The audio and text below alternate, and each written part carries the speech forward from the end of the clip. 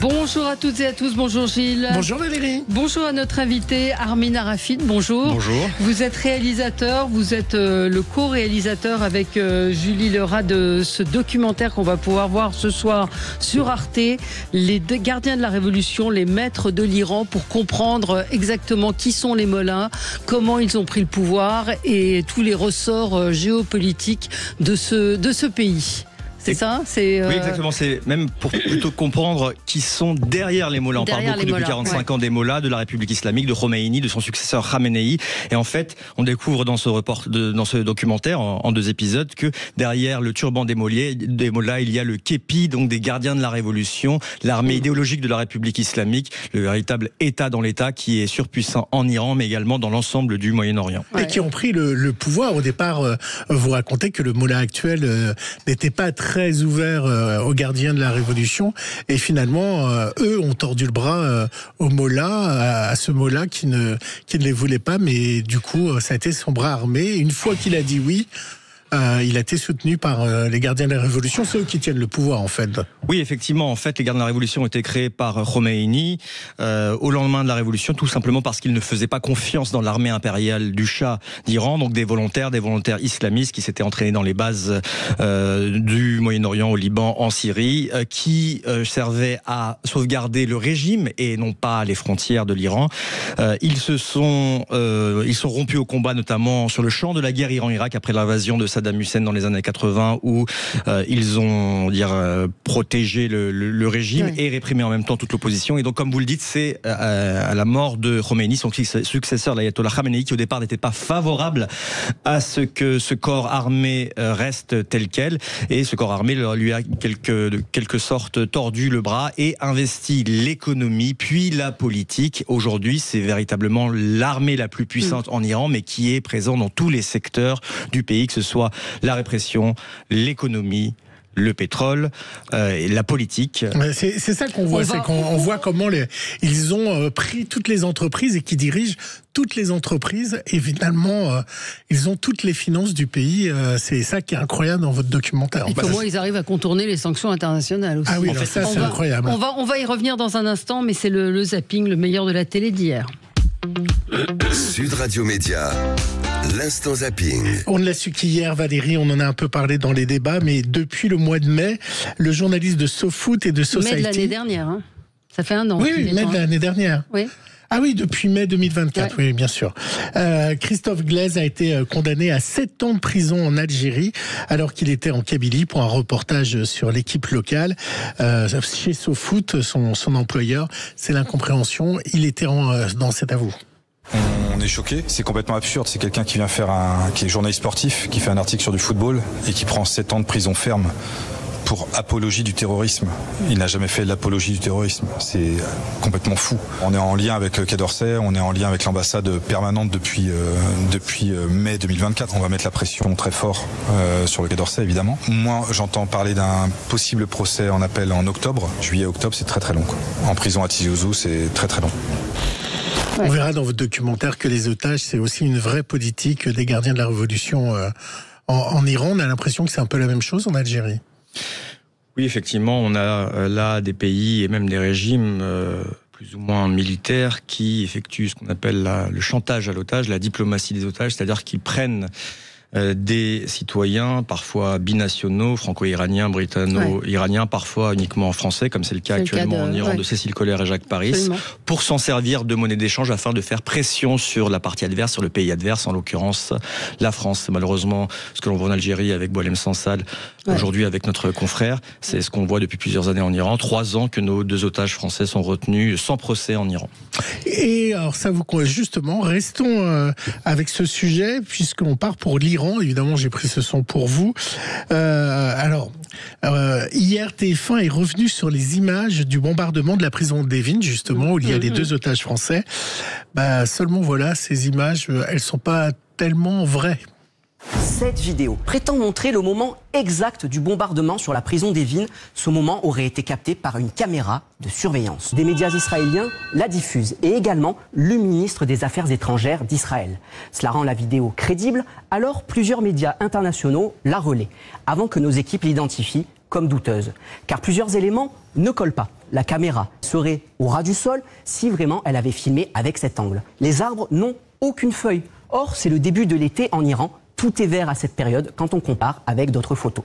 Enfin, regardez cette image datant de 2023. Même angle, même arbre, tout correspond. Une entreprise spécialisée dans la détection des manipulations graphiques estime que la vidéo est fabriquée à partir de cette photo. Nous avons retrouvé puis interrogé la première personne à avoir posté cette explosion, un spécialiste du marketing sur Internet proche du régime iranien. Il nous a avoué avoir généré cette vidéo par intelligence artificielle. Et oui, c'est le régime iranien qui a diffusé cette vidéo à des fins de propagande pour montrer de quelle façon la prison avait été bombardée. Eh bien non. C'est incroyable quand même. Alors, c'est incroyable, oui et non. Il faut savoir quand même que c'est le compte officiel du ministre israélien des Affaires étrangères, Gideon Sa'ar, qui l'a en tout cas, moi je l'avais vu en premier lieu sur ce compte-là. Maintenant, oui, effectivement, ce n'est pas nouveau que les autorités de pays, notamment les autorités iraniennes, utilisent des images générées par IA. Récemment, ces derniers jours, on voit à la télévision d'État iranienne des images soi-disant de bombardements de missiles, donc des missiles qui ont bombardé Israël alors qu'il s'agit d'images générées par l'IA.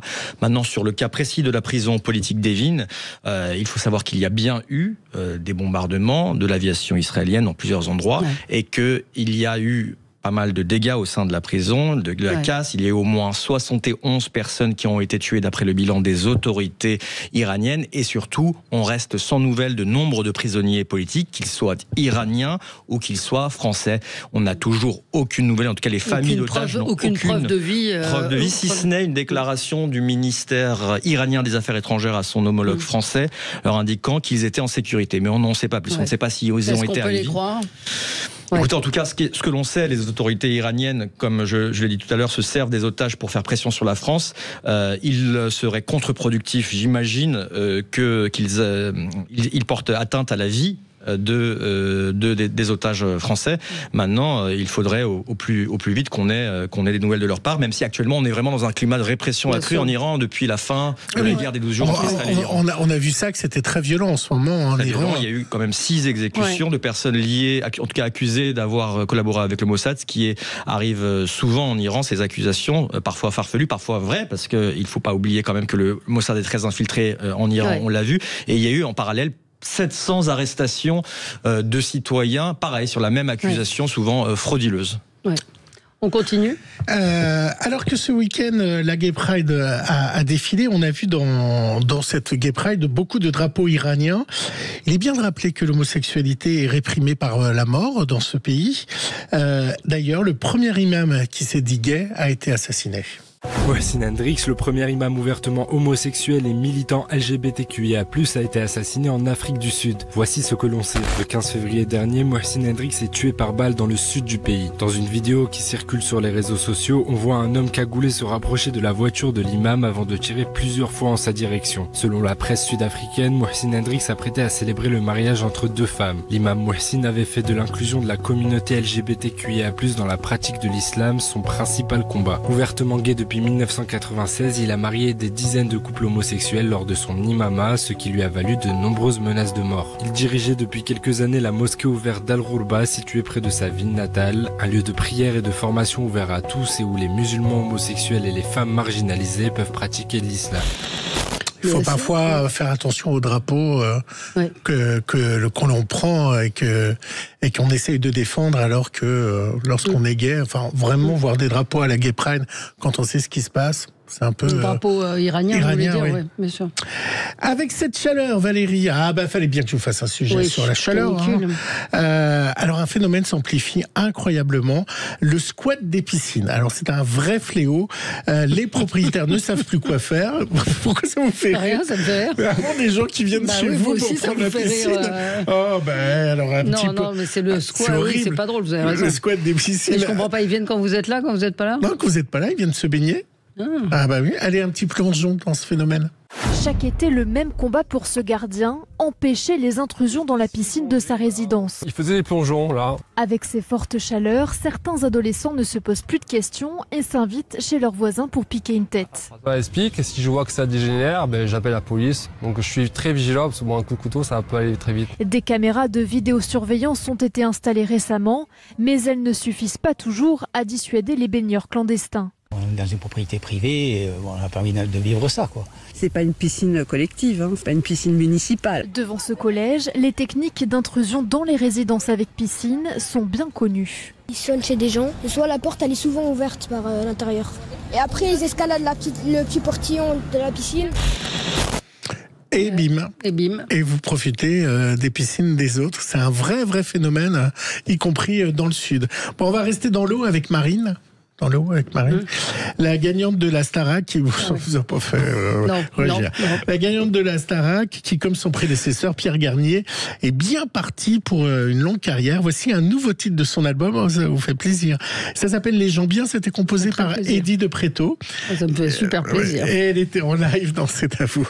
Le corps mouillé, mais le cœur chaud, et puis l'accent qui chante, beaucoup plus fort que la mer du Nord, sombre et géante.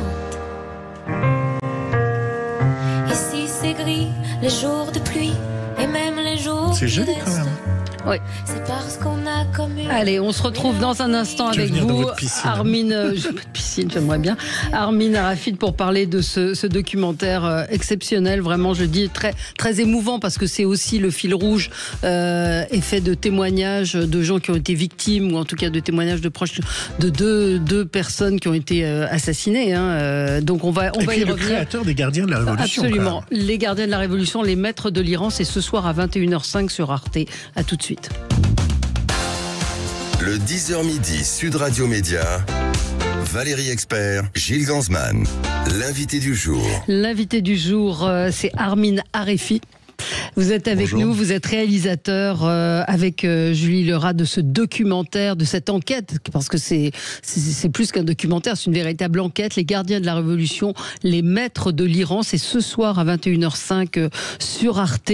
C'est un document passionnant puisqu'il donne à comprendre qui sont les mollahs et surtout qui les a mis au pouvoir, c'est-à-dire comment ils sont arrivés au pouvoir, et puis comment ils arrivent. Enfin, il y a énormément de choses dans le documentaire. Encore une fois, c'est pas un documentaire académique, c'est-à-dire que vraiment on est à taille humaine. Vous avez voulu justement les témoignages de gens qui ont été victimes de cette répression. Oui, exactement. Ce qu'on a voulu faire avec Julie Lerat, c'est pas raconter un énième documentaire académique historique, même si bien sûr c'est extrêmement important, mais raconter ça à taille humaine, à hauteur d'homme, un peu comme une série, comme un peu absolument. Le Bureau des légendes. Oui, c'est vraiment raconter, une enquête. C'est-à-dire raconter les Gardiens de la Révolution à travers les gens lambda, français, iraniens, britanniques, américains, qui ont croisé un jour leur route et dont le destin a basculé. Et en fait, on commence dans les yeux et le regard de Richard Radcliffe, dont la femme vient d'être arrêtée à l'aéroport de Téhéran. Elle est britanno-iranienne. Elle va en Iran pour les vacances avec sa fille. Et puis, elle se fait arrêter à l'aéroport. Elle ne comprend pas pourquoi. Elle est envoyée manu militari en prison. Et c'est là que commence le film. Richard se demande qui l'a arrêtée alors qu'on est dans un moment de détente à l'époque avec la République islamique d'Iran. Et en fait, non. Ce sont les Gardiens de la Révolution dont il n'a jamais entendu parler. Et il va découvrir, et nous, avec lui, exactement qui se cache derrière les Gardiens de la Révolution, qui est cette pieuvre. Donc on a rencontré le fondateur des Gardiens, un gardien de la Révolution actuelle, et plein des opposants aux Gardiens de la Révolution. On va essayer de comprendre à travers eux 45 ans de République islamique d'Iran, comment on est arrivé là. Et ce qui est très intéressant, c'est qu'on découvre à la fois le visage terrible des Gardiens, mais également le rôle parfois peu reluisant de l'Occident, notamment au moment de la guerre Iran-Irak, où l'Occident s'est rangé du côté de Saddam Hussein contre la République islamique d'Iran. Et c'est à cette époque justement que les Gardiens de la Révolution vont aller sur le terrain, défendre le régime, mais également défendre les frontières iraniennes et créer véritablement leur pouvoir qui est aujourd'hui sans commune mesure en Iran. Sans commune mesure, absolument. Oui, et qu'on ne mesure pas forcément, nous, vu d'ici.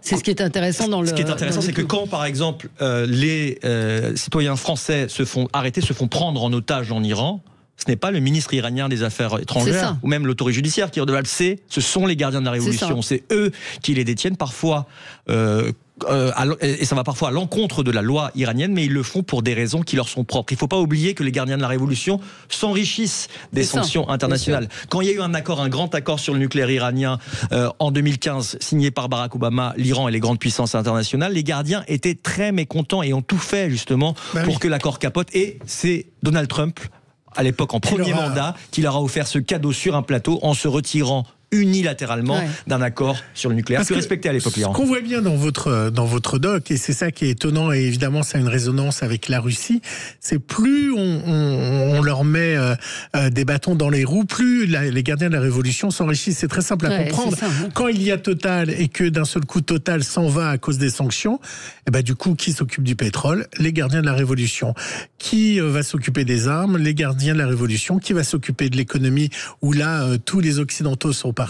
Les gardiens de la révolution, et eux sont très contents de ces sanctions parce que du coup ils se retrouvent à la tête de toutes les industries iraniennes. C'est ça qui est fou. Effectivement, un pays qui est extrêmement riche, les deuxièmes réserves de pétrole, de gaz au monde, les 4e pays producteurs de pétrole au monde. C'est un pays richissime dont malheureusement l'essentiel des richesses ne va pas aux mains de la population, d'ailleurs qui garde un très mauvais souvenir des gardiens de la Révolution. Pour eux, les gardiens de la Révolution, ce sont le symbole de la répression des manifestations au cours de toutes les dernières années. Vous n'avez pas, sans doute pas oublié le mouvement Femmes, Vie, Liberté. Mais pour revenir à ce que vous dites, c'est vrai que c'est par la solitude, l'isolement et les sanctions de l'Iran que les gardiens ont prospéré.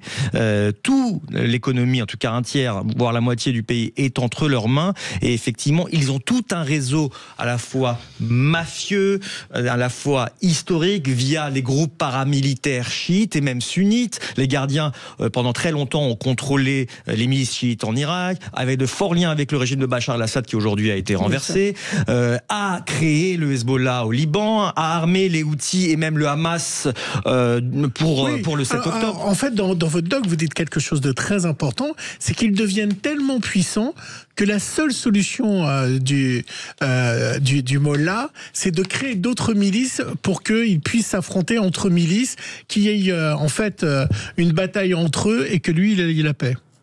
Alors effectivement, c'est fou ça. À ce niveau-là, c'est ça aussi qui est terrible avec l'État iranien. L'État iranien, même si à la tête figure le guide suprême, l'ayatollah Khamenei, le représentant de Dieu sur terre, il y a une multitude de pouvoirs parallèles qui ne répondent pas l'un de l'autre, si bien qu'en Iran, quand vous vous faites arrêter, vous ne savez pas s'il s'agit de la police anti-émeute, s'il s'agit des gardiens de la révolution, s'il s'agit du ministère des renseignements, et c'est ça qui est véritablement terrible. Et au cours des dernières années, les gardiens de la révolution, ils ont eu donc l'armée régulière, les forces terrestres, les forces navales, la branche aérospatiale, la force Al-Quds, donc la branche extérieure, l'armée d'élite des gardiens de la Révolution, que l'on voyait dans toutes les ambassades iraniennes dans toute la région.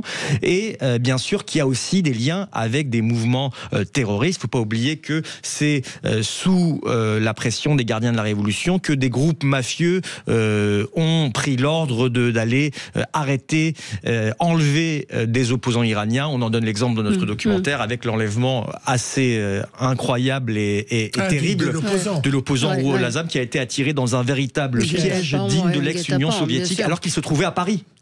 Quelles difficultés vous avez rencontrées lors de la réalisation de cette enquête ? Bien évidemment, la première difficulté, c'est que les Iraniens, c'est le sujet tabou en Iran. Bien sûr. Les Iraniens. C'est pour ça que je vous pose la question, parce qu'on voit qu'en France, il y a aussi, on l'a vu récemment, qu'il y a aussi une activité très importante de services secrets iraniens en France. Bien sûr, bien évidemment. Donc, est-ce que vous avez eu des pressions quels ont été, les principaux écueils pour vous ? Non, la plus grande difficulté. Bon, après moi, en tant que journaliste, c'était passionnant justement. Sur plusieurs pays, de l'Irak au Danemark avec Julie Lerat, en passant par les États-Unis, on a vu justement des personnes comme John Bolton, l'ancien conseiller à la sécurité nationale lui-même, menacé par le régime et les gardiens de la Révolution. Maintenant, le défi, c'était vraiment d'avoir des témoignages également à l'intérieur de l'Iran, y compris de la part de gardiens. Ça, c'est difficile parce que les autorités iraniennes ne voyaient pas ça d'un très mauvais œil. Elles ne nous ont pas, nous-mêmes, à Julie et à moi, accordé d'accréditation pour nous rendre sur place en Iran. Et donc, on a rusé. C'est par le biais d'autres moyens qu'on a réussi à arriver à nos fins et à avoir des témoignages en Iran, parce que ce qui est très important dans cette histoire du Moyen-Orient, c'est d'essayer d'être le plus neutre possible et raconter l'histoire des deux côtés. Et c'est vrai qu'en Iran, les 8 ans de la guerre contre l'Irak, l'invasion de Saddam Hussein qui a servi les gardiens de la Révolution, sont considérés comme un véritable drame fondateur pour le régime qui a, au lendemain de la guerre, établi toute sa stratégie d'influence jusqu'à Beyrouth, jusqu'à Israël. Mais vous y seriez allé ? Vous seriez allé en Iran ? Il y avait des risques pour vous. Moi, j'ai été en Iran par le passé, j'ai été correspondant, j'ai été persona non grata pendant 9 ans, j'ai pu retourner sur un malentendu en 2016. Aujourd'hui, pour vous dire vrai, ce n'est pas le moment pour un journaliste notamment binational de nous rendre en Iran. Maintenant, il faut faire des demandes d'accréditation parce qu'il se passe encore énormément de choses en Iran. C'est vrai qu'il garde des risques. Mais avec des risques pour vous d'être emprisonné. Voilà pourquoi il faut passer, à mon avis, par espionnage. C'est un risque que je n'espère pas, que je n'espère pour personne. Il y a une journaliste italienne qui a été arrêtée pendant 3 semaines au mois de décembre dernier alors qu'elle avait son accréditation, mais je reste convaincu qu'il faut essayer de se rendre en Iran et pour ce faire, de faire des demandes officielles. L'Iran, c'est pas un pays, on va dire, monolithique. Parfois, le pays s'ouvre, parfois, il se ferme. Pour les journalistes, il se réouvre, il se referme. Oui, mais il y a quand même un risque de... Enfin, c'est pas tout à fait comparable à l'Algérie, mais on voit ce journaliste qui a été emprisonné pour apologie du terrorisme. Il peut se passer la même chose pour un journaliste en Iran aujourd'hui ? Bien évidemment, le risque zéro n'existe pas, donc bien évidemment qu'il y a un risque. Mais ce qui est fou en Iran, et ça je peux en témoigner, c'est que le risque existe toujours, mais quand on arrive à aller sur place et qu'on est au contact de la population iranienne, c'est quand même de la folie. On n'est pas dans la Corée du Nord, on n'est pas dans un pays, en tout cas quand on y est de passage, j'entends bien, où la parole est fermée, ça critique, ça bouge, ça vit. La population, la société iranienne est une des plus éduquées et une des plus diplômées du Moyen-Orient. Et quoi qu'il arrive au cours des prochaines années, en dépit des bombardements qu'on a vus, c'est une société qui va de l'avant et qui d'ailleurs est en train de sortir depuis maintenant plusieurs années fort de l'expérience désastreuse des mollahs, de l'islam politique. C'est-à-dire qu'on a un mouvement démocratique. Vous pensez que le mollah va tomber ?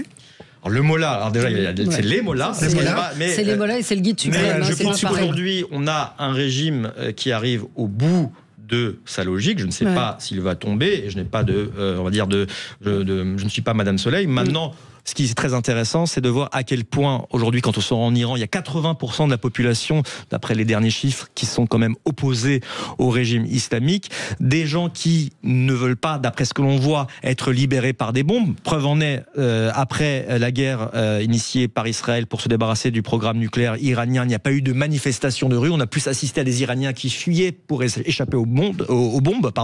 Mais on a quand même aujourd'hui une population qui va vers l'avant et qui veut sortir de ce carcan religieux qu'on lui a imposé au nom de la religion. On est quand même dans une théocratie, une dictature en Iran et il suffit de voir les mouvements sociaux, les manifestations de plus en plus fréquentes en Iran pour comprendre que les mollahs ne seront pas éternels, loin de là. Oui, mais dans votre doc, on voit qu'il y en a eu de nombreuses manifestations et que ça n'a jamais fonctionné, jamais abouti. Ils ont tous été réprimés. Exactement, ils ont tous été réprimés dans le sang. Encore 500 morts lors du mouvement Femmes, Vie, Liberté, 6 exécutions récemment, j'en ai parlé. Maintenant, ce qui est intéressant, je pense, par rapport aux gardiens, c'est que le commandement militaire des gardiens a été décapité par Israël, c'est quand même assez fort, c'est une humiliation pour les gardiens de la Révolution. Le Mossad est extrêmement implanté en Iran, ils savent exactement où ils se trouvent, des petits hauts gradés. Maintenant, les gardiens de la Révolution, ça reste une force quand même de 190 000 personnes, c'est l'armée la plus forte en Iran, et ce que je veux dire par là, c'est que, vu son degré d'infiltration, il y a forcément des dissensions au sein de ce corps des gardiens de la Révolution. Il y a des gens qui ne sont pas forcément sur la ligne ultra-conservatrice et dure du guide suprême. Et donc, ce que je veux dire par là, c'est que on pourrait imaginer, je ne suis pas devin, mais qu'il y ait des dissensions, peut-être même un coup d'État de la part des gardiens de la Révolution. En tout cas, c'est la force qui peut faire changer les choses du bon côté ou du mauvais côté en Iran. Et quand on regarde toutes les révolutions, les renversements de régime qui ont eu lieu dans la région ces dernières années, à chaque fois, il y a eu intervention au nom de l'armée. En Égypte, l'armée a lâché Moubarak, il est parti. En Tunisie, l'armée est restée neutre, elle n'a pas soutenu Ben Ali, il est parti. En Syrie, récemment, c'est un groupe armé qui a renversé Bachar el-Assad, certes djihadiste. Donc tout est possible, et les gardiens de la Révolution ont peut-être la clé de l'avenir du régime entre les mains. Encore faut-il que la grande figure que vous appelez du mollah, ou plutôt donc de l'ayatollah, ne soit plus sur place. C'est-à-dire qu'on sait que le guide suprême est malade, il fera long feu. Il a 86 ans. Mais il a peut-être un successeur, non ? Alors visiblement, ce ne serait pas son fils, c'est la grande question à 1 milliard, quel sera son successeur. Pour l'instant, visiblement, il n'y a pas d'accord, de consensus sur son successeur. Dans tous les cas, ce qui s'est passé, l'épisode qui s'est passé avec la guerre de 12 jours entamée par Israël a considérablement fragilisé, à mon sens, l'image même de ce régime qui, depuis 45 ans, lutte et se maintient au nom de la lutte contre Israël et les États-Unis. Et aujourd'hui, il a quand même subi une sérieuse déroute militaire. Ouais, et pour le nucléaire, quid du programme nucléaire. Alors c'est très intéressant parce que on n'a jamais fait confiance à la République islamique d'Iran, qui a caché par le passé ses activités nucléaires. Il y a eu des négociations, souvent menées par les Européens, qui ont mené un accord en 2015 que respectait la République islamique d'Iran, signé sous Barack Obama. Et patatras, Donald Trump, en 2018, se retire unilatéralement de cet accord, sous pression d'ailleurs de Benyamin Netanyahou. Et c'est là que l'Iran reprend ses activités les plus controversées. L'Iran est signataire du traité de non-prolifération nucléaire qui lui interdit d'avoir la bombe atomique, mais l'Iran a continué à enrichir de façon beaucoup plus élevée, avec des niveaux qui n'ont plus rien à voir avec le nucléaire civil.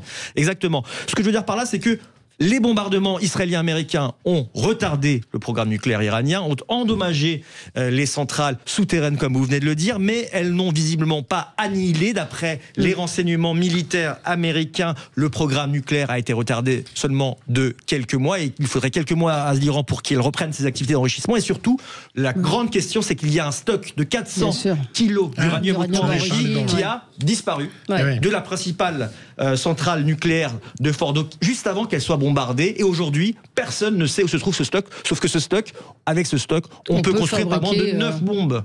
La décision, visiblement, n'a pas été donnée par le guide suprême. Il faut qu'il soit enrichi quand même. Alors, il est enrichi, mais il faut qu'ensuite qu'il soit à 60%. Non, il est enrichi à 60%. Il faut qu'il soit certains disent 80. Miniaturisé. Il faut qu'il soit ensuite vectorisé. Oui, voilà, mais aujourd'hui, et c'est ça le grand drame après ces bombardements, il n'y a plus d'inspecteur de l'Agence internationale de l'énergie atomique sur place. On ne sait pas où se trouve ce stock, et c'est la grande question. Et pour l'instant, ni Donald Trump, ni Benyamin Netanyahou ne sont capables d'y répondre. Mais moi, j'ai entendu des choses beaucoup plus inquiétantes d'un expert en nucléaire qui expliquait qu'il n'y avait pas besoin de miniaturiser. En fait, ils peuvent faire une énorme bombe, ils peuvent la mettre dans un camion et la transporter jusqu'en Israël, par des moyens détournés. On n'a pas besoin de la militariser au sens de la mettre sur un avion ou on peut très bien mettre sur uranium, faire une bombe Alors, tout dépend de l'utilisation qui veut en être faite. Moi, quand même, 45 ans de République islamique et 20 ans d'études de l'Iran permettent de me dire quand même que le but premier de l'Iran, d'après, encore une fois, ce qu'on voit de la politique iranienne, du caractère très pragmatique des mollahs, ce n'est pas un but suicidaire, même s'il ne faut pas l'écarter, bien évidemment, mais c'est avant tout un but dissuasif. Et aujourd'hui, ce qui est très intéressant, c'est que depuis l'intervention israélienne, les principales défenses iraniennes ont été annihilées, que ce soit les groupes paramilitaires au Moyen-Orient, Hamas, Hezbollah, Rachid Bachar el-Assad renversés ou affaiblis, ou le programme balistique où il y a quand même 550 missiles qui ont été tirés vers Israël, interceptés grâce au dôme de fer. Aujourd'hui, il ne resterait, entre guillemets, au conditionnel, plus que l'arme atomique, l'arme ultime de dissuasion, et c'est là la grande question. Est-ce que les mollahs vont se précipiter pour leur survie vers cette éventualité? Tout reste possible aujourd'hui, et c'est ce qui va nous animer au cours des prochains mois.